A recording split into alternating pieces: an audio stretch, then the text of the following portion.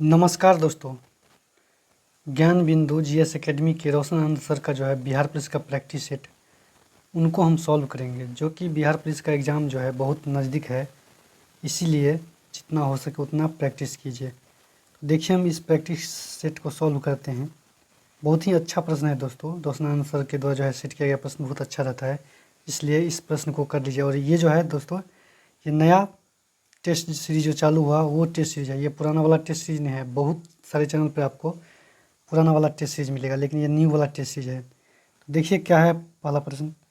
Gondwana land के टूटने के क्रम कब प्रारंभ हुआ था? ये जुरासिक युग में जो है गोंडवाना लैंड को जो है टूटने का क्रम प्रारंभ हुआ। और जुरासिक युग को ही डायनासोर का युग भी कहा जाता है। अगला प्रश्न देखिए दोस्तों। उत्तर प्रदेश के इटावा नगर किस नदी के तट पर स्थित है? तो उत्तर प्रदेश का इटावा नगर जो है दोस्तों, ये यमुना नदी के तट पर स्थित है। वही गंगा नदी के तट पर याद रखिएगा वाराणसी, कानपुर, फतेहपुर, कन्नौज और बलिया स्थित है। बिजनौर, सहारनपुर ये भी जो है गंगे नदी के किनारे पे स्थित है। उसके बाद जो है गोमती नदी के किनारे जो है दोस्तों, वो लखनऊ, जौनपुर और सुल्तानपुर है। और राप्ती नदी के किनारे जो है गोरखपुर जो है दोस्तों, ये राप्ती नदी के किनारे स्थित है, याद रखिएगा। और यमुना नदी के तट पे जो है ये इटावा जो है यमुना नदी के तट पे स्थित है। और वही आगरा, मथुरा, औरैया ये सब जो है यमुना नदी के तट पे स्थित है। अगला प्रश्न है, देश में मैंग्रोव वन वनस्पति का क्षेत्रफल कुल भौगोलिक क्षेत्रफल का कितना है? तो देश में जो है दोस्तों मैंग्रोव वन का जो प्रतिशत है वो याद रखिएगा 0.15% जो है ये 2021 के डाटा के अनुसार है। वन स्थिति रिपोर्ट जो है 2021 उसके अनुसार जो है 0.1% है, याद रखिएगा। अगला प्रश्न देखिए, परमाणु क्रांति किससे संबंधित है? तो परमाणु क्रांति जो है वो भिंडी के उत्पादन से संबंधित है। भिंडी के उत्पादन से जो है ये परमाणु क्रांति संबंधित है। और याद रखिएगा बांस का उत्पादन जो है ये हरित सोना क्रांति के अंतर्गत आता है। हरित सोना क्रांति के अंतर्गत बांस उत्पादन जो है संबंधित है। और वही जो है दोस्तों याद रखिएगा केसर उत्पादन जो है ये सेफ्रॉन क्रांति से संबंधित है। सेफ्रॉन क्रांति से केसर उत्पादन संबंधित है। और उर्वरक उत्पादन जो है दोस्तों ये ग्रे या स्लेटी क्रांति से संबंधित है। ग्रे या स्लेटी क्रांति से उर्वरक उत्पादन संबंधित है। अगला प्रश्न देखिए, क्यूपर बोल्ट के संबंध में सत्य कथन, क्यूपर बेल्ट के संबंध में कौन सा कथन सत्य है? तो याद रखिएगा ये सभी जो कथन जो ये बर्फ से निर्मित होती है। और इस बोल्ट में मुख्यतः अमोनिया, मीथेन तथा बर्फ पाया जाता है।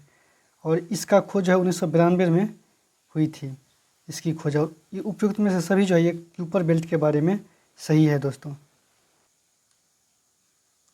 अगला प्रश्न है, कपास का जन्म स्थल स्थल माना जाता है? तो कपास का जन्म स्थल जो है ये मिस्र को माना जाता है। मिस्र को जो है दोस्तों कपास का जन्म स्थल माना जाता है। कपास जो है ये उष्णकटिबंधीय क्षेत्र में उपज होता है, लेकिन वर्तमान में समय में याद रखिएगा जो सबसे ज़्यादा उत्पादन जो है उपोष्ण कटिबंधीय क्षेत्र में होता है कपास का। अगला प्रश्न देखिए, पाकिस्तान का मैनचेस्टर किसे कहा जाता है? तो फैसलाबाद को जो है पाकिस्तान का मैनचेस्टर कहा जाता है। वही जो भारत का मैनचेस्टर, तो भारत का मैनचेस्टर याद रखिएगा अहमदाबाद को कहा जाता है। अगला प्रश्न है, समीरीकरण की चट्टानें पाई जाती है? तो समीरीकरण की चट्टानें जो है दोस्तों समीरीकरण की वो रोहतास में पाए जाते हैं। रोहतास जिला में जो है समीरीकरण की चट्टानें पाई जाती हैं। अगला प्रश्न देखिए, किस नदी द्वारा सर्वाधिक मलबे अपने तली पर निक्षेपित किया जाता है?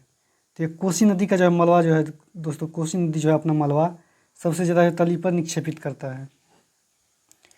अगला है, डिक्की बर्ड प्लान को दिल्ली में प्रांतीय गवर्नर की असेंबली के सम्मुख किसके द्वारा प्रस्तुत की गई? तो ये जो दोस्तों सर हेस्टिंग इस्मा के द्वारा जो है ये डिक्की बर्ड प्लान दिल्ली में प्रांतीय गवर्नर की असेंबली के पास जो है प्रस्तुत किया गया। और वही याद रखिएगा डिक्की प्लान जो है तैयार किया था लॉर्ड माउंटबेटन ने। डिक्की प्लान जो तैयार किया गया था डिक्की बर्ड प्लान वो लॉर्ड माउंटबेटन ने तैयार किया था, परंतु डिक्की बर्ड प्लान जो है असेंबली के सम्मुख जो है प्रस्तुत किया था लॉर्ड हेस्टिंग इस्मा ने। अगला प्रश्न देखिए, संसद तथा राज्य विधानसभाओं को भंग होने के परिणाम स्वरूप निर्धारित अवधि से पहले होने वाला चुनाव क्या कहलाता है? तो ये मध्य अवधि चुनाव कहलाता है। संसद या राज्य विधानसभा जो भंग हो जाता है उसके बाद जो चुनाव होता है उसे हम मध्यावधि चुनाव कहते हैं। अगर कोई सीट को जो है छोड़ देता है या कोई मर जाता है तो इस स्थिति में जो है वो उपचुनाव कहलाता है। अगला प्रश्न देखिए, भारतीय संविधान के किस अनुच्छेद में भारत में मूल अधिकारों के तहत प्रत्येक व्यक्ति को धार्मिक मामलों का संरक्षण प्राप्त है? तो ये अनुच्छेद 25 से लेकर 28 तक जो है जितने भी अनुच्छेद, उसमें जो है धार्मिक मामलों में संरक्षण के लिए मूल अधिकार के तहत रखा गया है। 25 से 28 तक के सभी अनुच्छेद को धार्मिक संरक्षण के मामले में। अगला प्रश्न देखिए, सरकार ने क्रीमी लेयर के मापदंडों को 6 लाख रुपये से बढ़ाकर 8 लाख किया गया। ये कब किया गया? तो ये जो है दोस्तों, ये सितंबर 2017 में जो है क्रीमी लेयर मापदंड को 6 लाख से बढ़ाकर 8 लाख किया गया, याद रखिएगा। अगला प्रश्न है, भारतीय संविधान का अनुच्छेद 49 का प्रावधान करता है। तो ये अनुच्छेद 49 जो है दोस्तों, वो राष्ट्रीय महत्व के स्मारक स्थान और वस्तुओं के संरक्षण से संबंधित है, याद रखिएगा। और वही जो दोस्तों अंतर्राष्ट्रीय अशांति एवं सुरक्षा की अभिवृद्धि, ये अनुच्छेद 51 के तहत किया गया है। अंतर्राष्ट्रीय शांति एवं सुरक्षा की अभिवृद्धि जो है ये अनुच्छेद 51 में प्रावधान है। अगला प्रश्न देखिए, राष्ट्रपति के चुनाव के लिए कुल डाले गए मतों का कितना प्राप्त नहीं होने पर जमानत राशि जब्त हो जाती है? तो राष्ट्रपति के चुनाव में जो है दोस्तों, कुल डाले गए मतों का जो है 1/6% मत जो है प्राप्त नहीं होने पर जो है जमानत जब्त किए कर लिया जाता है। और प्रत्येक उम्मीदवार को जो है दोस्तों भारतीय रिजर्व बैंक या रिजर्व बैंक में जो है सरकारी खजाने 15,000 जमानत राशि के रूप में जमा करना पड़ता है। अगला प्रश्न देखिए, किस अनुच्छेद के तहत अंतर्राज्यीय व्यापार या वाणिज्य की स्वतंत्रता पर प्रतिबंध लगाने वाला किसी विधेयक के लिए राष्ट्रपति के पूर्व सम्मति अनिवार्य बताई जाती है? तो यह अनुच्छेद 304 के तहत जो है दोस्तों, वो अंतर्राज्यीय व्यापार या वाणिज्य की स्वतंत्रता पर प्रतिबंध लगाने वाले विधेयक के लिए राष्ट्रपति से पूर्व सहमति अनिवार्य बताई गई है। अगला प्रश्न है, ढेबर आयोग का संबंध किससे है? तो याद रखिएगा, ढेबर आयोग का संबंध जो है दोस्तों विशेष रूप से कमजोर जनजाति समूह के लिए जो है ढेबर आयोग का संबंध बताता है। ढेबर आयोग जो है ये विशेष रूप से कमजोर जनजाति समूह के जो लोग हैं उनके लिए ढेबर आयोग लाया गया था। अगला प्रश्न है, दोस्तों, किस अनुच्छेद में ग्राम सभा के शक्ति व कार्यों का वर्णन है? तो अनुच्छेद 243 के क में जो है ग्राम सभा के शक्ति एवं कार्यों का वर्णन जो है दोस्तों अनुच्छेद 243 के क में है, याद रखिएगा। अगला प्रश्न है, असत्य मिलान का चयन कीजिए। असत्य मिलान का चयन करने के लिए बोल रहा है। तो इसमें JS वर्मा समिति चुनाव कानून में संशोधन, ये जो है असत्य है। बाकी इंद्रजीत गुप्ता समिति 1998 सरकार द्वारा चुनाव खर्च वहन करने पर गठित किया गया। वही जो है तनख्वाह समिति या जिसे कोर समिति भी कहते हैं, ये चुनाव कानून एवं चुनाव सुधारों से जुड़े तमाम मामले की जांच हेतु किया गया। वही दिनेश गोस्वामी जो है दोस्तों, वो दिनेश गोस्वामी समिति वो चुनाव सुधार से संबंधित है। ये जो B नंबर है दोस्तों ये गलत है। B नंबर जो है दोस्तों ये गलत है। JS वर्मा समिति चुनाव आयोग चुनाव कानून में संशोधन से संबंधित नहीं है। अगला प्रश्न है, निम्न आकृति में त्रिभुज स्वस्थ का और आयत वृद्धों का और वृत्त जो है ये पुरुषों को प्रतिनिधित्व करता है। आकृति में उस क्षेत्र को बताइए जो उन पुरुषों का प्रतिनिधित्व करता है जो स्वस्थ है पर वृद्ध नहीं है। तो जो स्वस्थ है, तो स्वस्थ जो है दोस्तों ये दो जो है ये स्वस्थ है सिर्फ और वृद्ध नहीं है। स्वस्थ है दोस्तों, वृद्ध नहीं है, स्वस्थ है और वृद्ध नहीं है। अगला प्रश्न देखिए, अगला प्रश्न दोस्तों रीजनिंग का है। एक कागज को तीरों द्वारा प्रदर्शित बिंदु रेखा पर मोड़ा जाता है और फिर काटा जाता है, तो मोड़ खोलने के बाद कागज कैसा दिखेगा? तो दोस्तों इसको जब एक बार मोड़ा जाता है, फिर उसके बाद ये दोबारा इस तरफ मोड़ा जाता है, फिर उसके बाद इस तरफ मोड़ा जाता है, इधर मोड़ा जाता है, फिर दोबारा इधर मोड़ा जाता है। उसके बाद जो है इस जगह पे छेद किया जाता है और दूसरा जो है इस जगह पे छेद किया जाता है। तो इस स्थिति में मोड़ने के बाद जो कागज़ कैसे दिखेगा? तो जो है दोस्तों इस तरह जो है कागज़ दिखेगा। इस तरह इसका आंसर B हो जाएगा। इसका दोस्तों आंसर जो है ये B, इसका भी B हो जाएगा। अगला प्रश्न देखिए, चार उत्तर आकृति में किसी सॉरी दोस्तों, चार उत्तर आकृति में कौन सी एक आकृति प्रश्न में दी गई प्रकृति को पूरा करता है? तो प्रकृति को पूरा करता है। तो इसका क्वेश्चन देखिए और इसका आंसर देखिए दी गई आकृति में। तो ये जो दोस्तों इस दिशा में और ये इस दिशा में है, तो इसमें से जो है दोस्तों इसका ए आंसर हो जाएगा, इसका आंसर सही है। अगला प्रश्न है, दिए गए चार विकल्पों में विषम शब्द को चुनें। तो यहाँ, कहाँ, वहाँ, पास, इसमें विषम शब्द चुनना है। तो ये देखिए यहाँ, कहाँ और ये वहाँ, इसमें जो है प्रश्नवाचक चिन्ह है, प्रश्नवाचक जो है शब्द का संकेत हो रहा है, लेकिन ये जो पास जो है इसमें प्रश्नवाचक शब्द का संकेत नहीं हो रहा। तो इस तरह इसका आंसर बी हो जाएगा। अगला प्रश्न है, भारत में साख निर्धारण के संबंध में क्रिसिल का स्थापना कब हुआ था? तो इसमें याद रखिएगा दोस्तों, भारत में जो है साख निर्धारण के संबंध में क्रिसिल की स्थापना 1987 में हुआ था। वही जीएसटी परिषद में केंद्र और राज्य को से मिलाकर कुल सदस्यों की संख्या कितनी है? तो जीएसटी परिषद में जो दोस्तों केंद्र और राज्य से मिलाकर 33 सदस्यों की संख्या है, जिसमें जो है दोस्तों दो केंद्र की ओर से 2 और राज्य की ओर से जो है 31 सदस्य शामिल हैं। अगला प्रश्न देखिए, राजकोषीय घाटे की अवधारणा को किस समिति ने प्रस्तुत किया था? तो राजकोषीय घाटे की अवधारणा को जो है सुखमय चक्रवर्ती समिति ने जो है प्रस्तुत किया था।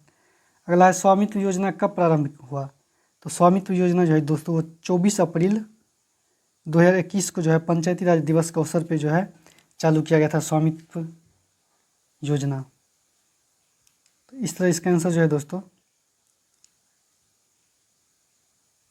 ए हो जाएगा, 2021 ए ऑप्शन हो जाएगा।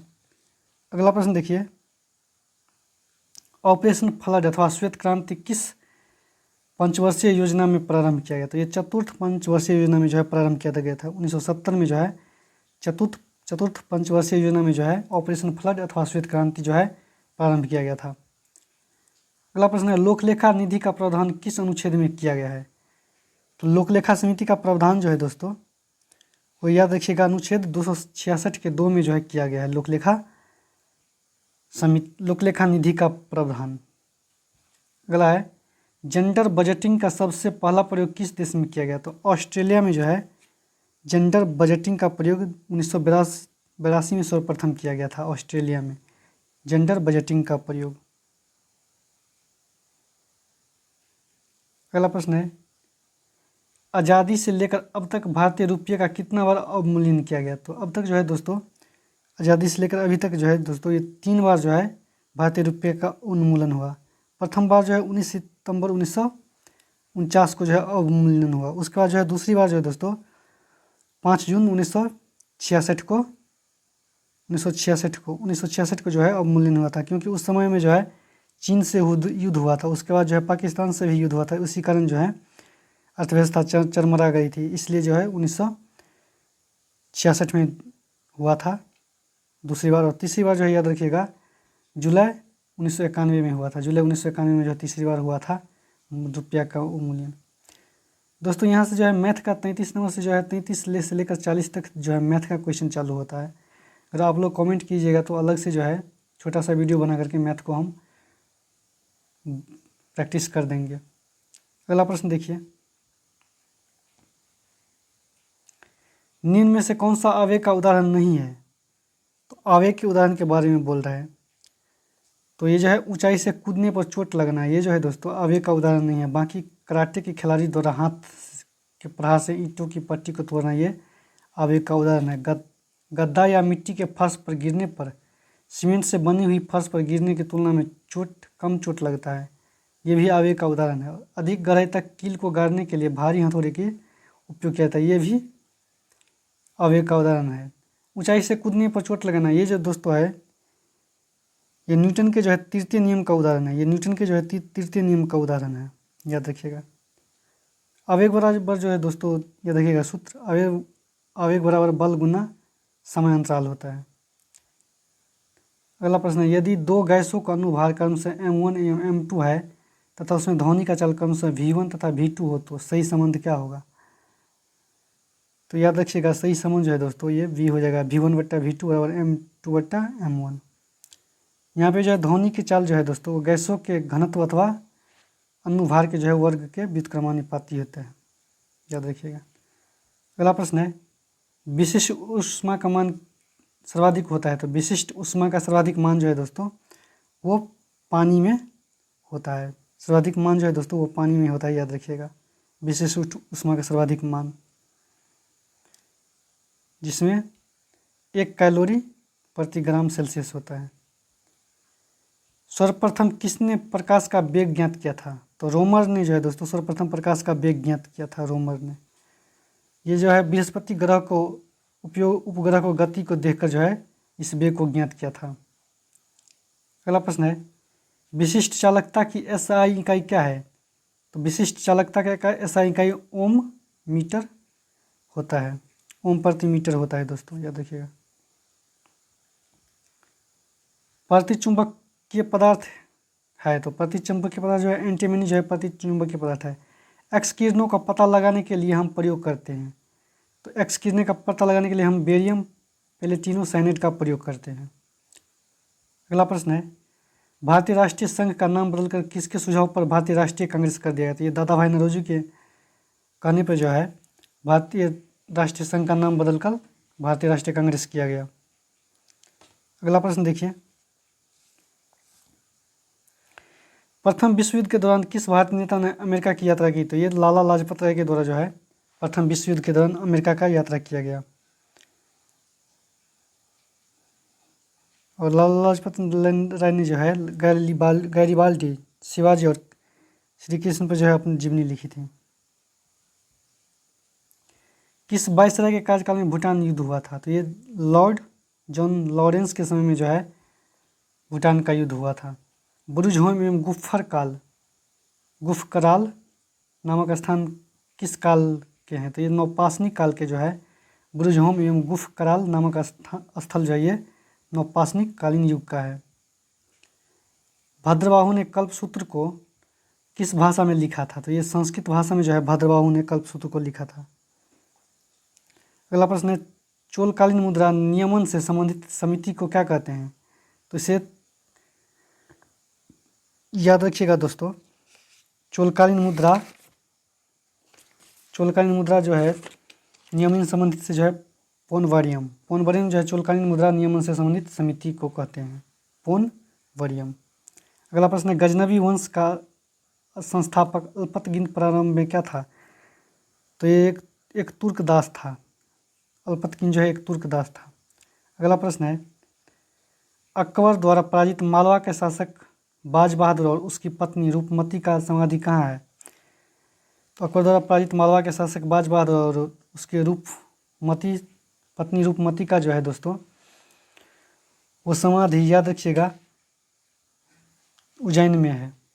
कहाँ पे है? तो उज्जैन में। इस तरह इसका आंसर जो है बी हो जाएगा, उज्जैन।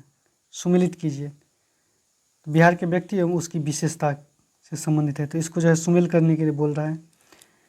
तो महोसद कुमार जो है दोस्तों एक प्रकार के बौद्ध कालीन वैद्य थे, महोसद कुमार। वही वाचस्पति मिश्र जो है दोस्तों ये भाष्यकार थे और विरोचन जो है ये नालंदा विश्वविद्यालय के आचार्य थे। विरोचन नालंदा विश्वविद्यालय के आचार्य थे।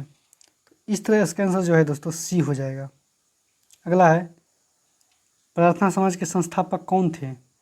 तो महावीर देव गोविंद रानाडे जो है ये प्रार्थना समाज के संस्थापक थे, महादेव गोविंद रानाडे। याद रखिएगा प्रार्थना समाज की स्थापना जो है 1867 में आत्मारंग पांडुरंग और MG रानाडे के द्वारा किया गया था। और इस समाज का स्थापना जो है दोस्तों केशव चंद्र सेन की प्रेरणा से किया गया। अगला प्रश्न देखिए फ्रांस की राजक्रांति के समय फ्रांस की मुद्रा क्या थी? तो लिवरे जो है फ्रांस की राजक्रांति के समय फ्रांस की मुद्रा थी। अगला प्रश्न है नेपोलियन के पिता का नाम क्या था? तो कार्ले बोनापार्ट जो है नेपोलियन के पिता का नाम था और ये जोजेफाइन जो है इसकी पत्नी थी। अगला प्रश्न है translate the given sentence into English. English में जो है ट्रांसलेट करने के लिए बोल रहे हैं, तो तुमने गलती की, तो इसका हो जाएगा A you have a made a mistake. You have made a mistake, तुमने गलती की। अगला प्रश्न है a report discusses a particular problem in. एक रिपोर्ट के बारे में डिस्कशन करने के लिए बोल रहा है, उसमें प्रॉब्लम क्या है, तो इसमें जो प्रॉब्लम जो है डिटेल का प्रॉब्लम है। अगला प्रश्न है change the voice of sentence given Billu, it's time to prepare tea. तो it's time to prepare tea जो है इसका आंसर हो जाएगा it's is time for the tea to be prepared. Full stops are also called, तो full stops are also called period. Fill in the blanks with suitable verb. Fill in the blanks with suitable verb, तो suitable word इसमें कौन है, तो दे, इसका answer हो जाएगा they have been studying English for 2 hour. ये सुटेबल वर्ड जो है हो जाएगा हैव बीन स्टडिंग। अगला है I wish I were a minister, इसका आंसर हो जाएगा C. Choose the noun form the word prompt, तो इसका आंसर हो जाएगा नॉन, इसमें चुनने के लिए बोल रहा है, तो ये प्रॉम्प्ट ही जो है नॉन हो जाएगा। गुड लक मीन्स, तो गुड लक मीन्स होता है से गुड बाय। गुड बाय कहना जो है गुड लक मीन्स होता है। अगला है किस सिद्धांत के अनुसार किसी वस्तु से प्रकाश और ऊष्मा जैसी विकिरण ऊर्जा का उत्सर्जन या अवशोषण सतत नहीं होता बल्कि असतत रूप में जो है छोटे संवेष्टा में होता है। तो ये प्लैंक का क्वांटम सिद्धांत जो है ये कहता है जो किसी वस्तु से प्रकाश और ऊष्मा जैसे विकिरण ऊर्जा का उत्सर्जन या अवशोषण सतत नहीं होता बल्कि असतत रूप से छोटे छोटे संवेष्टा में होता है, ये प्लैंक का क्वांटम सिद्धांत कहता है।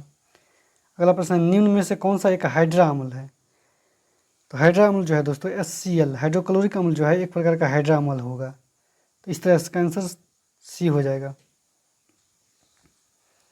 और याद रखिएगा जिसमें हाइड्रोजन एवं ऑक्सीजन होता है उसे ऑक्सी अम्ल कहा जाता है और जिसमें केवल हाइड्रोजन उपस्थित होता है उसे हाइड्रा अम्ल कहा जाता है।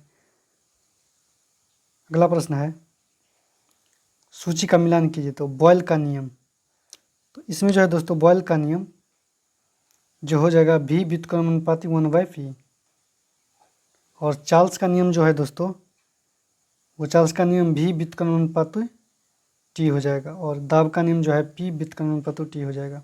अगला प्रश्न देखिए निम्न में से कौन सा एल्यूमिनियम का अयस्क होता है, तो एल्यूमिनियम का अयस्क जो है ये डायस्पोर जो है एल्यूमिनियम का अयस्क होता है। ग्लोबल साल्ट के एक अणु में रवा जल के कितने अणु उपस्थित होते हैं, तो इसमें जो है दोस्तों रवा जल के जो है 10 अणु जो है उपस्थित होता है। ग्लोबल साल्ट में जो है रवा जल का जो है 10 अणु उपस्थित होते हैं। निम्न में से किसका उपयोग स्याही बनाने एवं मुहर लवण बनाने एवं रंग उद्योग में होता है, तो यह देखिएगा फेरस सल्फेट। फेरस सल्फेट का उपयोग जो है वो स्याही बनाने एवं मुहर लवण बनाने में रंग उद्योग में होता है। हैलोजन शब्द का अर्थ क्या होता है, तो हैलोजन शब्द का अर्थ होता है लवण का उत्पादकता। लवण का उत्पादक जो है ये हैलोजन शब्द का अर्थ होता है। हैलोजन शब्द का हैलोजन एक ग्रीक भाषा है दोस्तों, जैसे फ्लोरीन क्लोरीन ब्रोमीन आयोडीन और एस्टेटिसिन को सम्मिलित रूप से जो हैलोजन कहा जाता है। अगला प्रश्न है एल्काइन श्रेणी का प्रथम सदस्य कौन है, तो एसिटिलीन जो है ये एल्काइन श्रेणी का प्रथम सदस्य है। इसे जो है प्रयोगशाला में कैल्शियम कार्बाइड पर जो है जल की प्रतिक्रिया द्वारा जो है बनाया गया है, और इसका खोज जो है दोस्तों एसिटिलीन गैस का खोज ये विल्सन वैज्ञानिक द्वारा किया गया था जो कि अमेरिका के थे। अगला प्रश्न है एंटीपायरेटिक्स का प्रयोग किया जाता है, तो एंटीपायरेटिक्स का प्रयोग जो है दोस्तों शरीर के दर्द एवं बुखार को उतारने में किया जाता है। एंटी का अर्थ होता है प्रति तथा पैरिट्स का अर्थ होता है जोर, तो इससे बुखार को जो उतारने में किया जाता है जोर को। अगला प्रश्न है मीराबाई किस काल के कवियत्री थे, तो मीराबाई जो है भक्ति काल के कवियत्री थे। सदाचार की ताबीज़ के लेखक कौन है? तो हरिशंकर परसाई जो है ये सदाचार की ताबीज़ के लेखक है। अत्यंत में कौन सा उपसर्ग होगा? तो अति जो है अत्यंत में उपसर्ग होगा। अगला प्रश्न है अद्भुत शब्द का समानार्थी नहीं है। तो अद्भुत शब्द का समानार्थी जो है दोस्तों याद रखिएगा, भयानक जो है अद्भुत शब्द का समानार्थी नहीं है, बाकी अद्वितीय, आश्चर्यजनक, अपूर्वीय अद्भुत शब्द का समानार्थी है। सूक्ष्म शब्द का विलोम शब्द क्या है? तो सूक्ष्म शब्द का जो है विलोम शब्द दोस्तों ये स्थूल जो है ये सूक्ष्म शब्द का विलोम शब्द है। अगला प्रश्न है जो एक साथ एक स्थान पर टिक कर नहीं रहता वाक्यांश के लिए एक शब्द है। तो एक स्थान पर जो टिक कर नहीं रहता उसे अस्थिर कहा जाता है। अगला है निम्न में से अशुद्ध शब्द का चयन कीजिए, कौन सा है? तो ये नारायण जो है अशुद्ध शब्द है। नारायण जो है नारायण होता है, बाकी ये तीनों सही है। वाल्मीकि, आवश्यकता, तात्कालिक, ये तीनों सही है। मैं इतना मीठी चाय नहीं पी सकता, इस वाक्य में दोष है। तो इस वाक्य में जो दोष ये अनविति हो जाएगा। अगला प्रश्न देखिए रोड आइलैंड राइड क्या है? तो रोड आइलैंड राइड जो है एक मुर्गी की प्रजाति है, एक मुर्गी की प्रजाति है जो अमेरिका की नस्ल की मुर्गी है। अगला है दोस्तों जीव द्रव्य में अकार्बनिक एवं कार्बनिक यौगिक का अनुपात कितना है? तो जीव द्रव्य में अकार्बनिक 81 एवं कार्बनिक जो है 19 होता है जीव द्रव्य में, याद रखिएगा। जीव द्रव्य में लगभग जो है दोस्तों 80% जो है पानी होता है। 24 जोड़ा गुणसूत्र पाया जाता है। तो 24 जोड़ा गुणसूत्र जो है चिंपैंजी में पाया जाता है। चिंपैंजी में जो 24 जोड़ा गुणसूत्र पाया जाता है, वही मानव में जो है 23 जोड़ा गुणसूत्र पाया जाता है और बंदर में 21 जोड़ी गुणसूत्र पाया जाता है। अगला प्रश्न है पेड़ों की छालों पर उगने वाले लाइकेन को क्या कहते हैं? तो पेड़ों की छालों पर उगने वाले लाइकेन को जो है कोर्टिकोलस कहते हैं, कोर्टिकोलस। केचुआ के संबंध में असत्य है। तो इसमें 4 जोड़ी हृदय होता है, ये बिल्कुल सही है। इसके जीव द्रव्य में हेमोग्लोबिन का विलय होता है, ये भी सही है। इसमें एक नेत्र होता है, ये गलत है दोस्तों, ये कथन गलत है, इसलिए आंसर हो जाएगा ये, क्योंकि इसमें आँख नहीं होता है केचुआ को। केचुआ जो है इनिलिडा ग्रुप के अंतर्गत आता है। मानव शरीर की सबसे छोटी मांसपेशियाँ कौन सी है? तो एस्टेपिडिस जो है ये मानव शरीर की सबसे छोटी मांसपेशियाँ है, एस्टेपिडिस। और सबसे बड़ी मांसपेशियाँ जो है दोस्तों ये गुल्टियस मैक्सिमम, गुल्टियस मैक्सिमस जो है ये सबसे बड़ी मांसपेशी मानव शरीर का है, जो कि कुल्ला की मांसपेशी में पाई जाती है। अगला है मंड की घुलनशील शर्करा में परिवर्तित करता है। तो मंड जो है ये एमाइलेज को जो है घुलनशील शर्करा में परिवर्तित करता है। ब्रिक में बनने वाली पथरी बना होता है। तो ब्रिक में बनने वाले पथरी जो है ये कैल्शियम ऑक्जेलेट के कारण बनता है। अगला है राष्ट्रीय पोषण एवं अनुसंधान संस्थान कहाँ है? तो राष्ट्रीय पोषण एवं अनुसंधान संस्थान हैदराबाद में है और वही केंद्रीय खाद्य एवं प्रौद्योगिकी संस्थान जो है मैसूर में है और केंद्रीय औषधि संस्थान जो है ये लखनऊ में है, याद रखिएगा। अगला प्रश्न देखिए पानी में अधिक आर्सेनिक विष के कारण कौन सी बीमारी होती है? तो कैरोटोसिस जो है ये पानी में जो है आर्सेनिक की मात्रा जो है अधिक हो जाए तो कैरोटोसिस नामक जो है बीमारी होता है। कौन सा बीमारी? तो कैरोटोसिस नामक बीमारी होता है। 1 ग्राम वसा से ऊर्जा उत्पादन होता है। तो 1 ग्राम वसा से जो है 9.3 किलो कैलोरी ऊर्जा जो है उत्पादन होता है और सामान्यतः एक वयस्क व्यक्ति में जो है 20 से 30% ऊर्जा जो है वसा से प्राप्त होता है दोस्तों।